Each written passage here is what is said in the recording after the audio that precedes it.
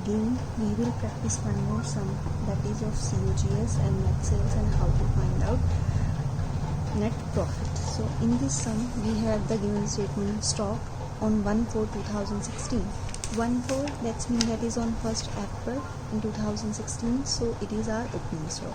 Next we have purchases and then return outwards. Return outward is also known as your purchase return.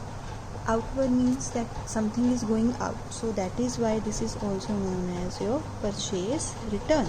Next we have freight.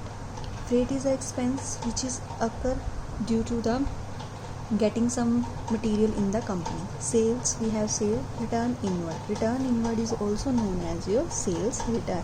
Next we have office expense, that is occurring in the office after the sales. Next, stock of goods on 31/3/2017.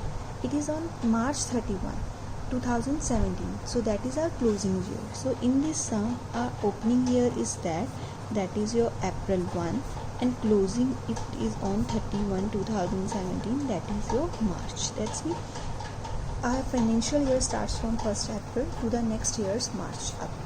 So in this sum we will first find out COGS. So COGS, the formula of COGS as we know is opening stock, and then we have to add net purchases, and then we have to add direct expense, and then we have to subtract closing stock.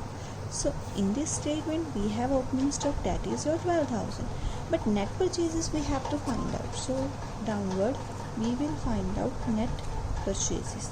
So it will get purchases minus purchases return. Purchases the value 44,000, and as I have told you, return inward is also known as your purchase run, so that is your 4,000.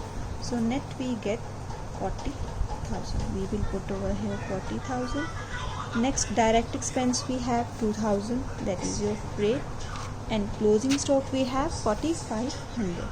After subtracting all and having all the amounts by adding it, we will get the amount 4,9,500. Then we have to find out in this sum, that is gross profit. The formula for gross profit is your net sales minus COGS. As we have sales and sales return also, so we will find out net sales also. Net sales we will get sales minus return. So sales we have of 70,000 and return we have of 6,000. We will get 64,000. We will put the value over here. COGS we got it, that is your 4,9,500, and after subtracting both we will get 1,4,500. So that is the answer of GP. Next we have to find it out in this sum, net profit. Net profit we will get when we subtract GP, that is your gross profit, and indirect expense. Indirect expense is known as those expense which occur after the sale. That in the statement we have those kind of office expense. GP we get 1,459,000, and it is we got 1,39,000 in the statement. So we will get the answer of 600. That is the answer of your net profit. So all these three concepts are there: COGS, GP, and net sales. So all the sums you can solve it by.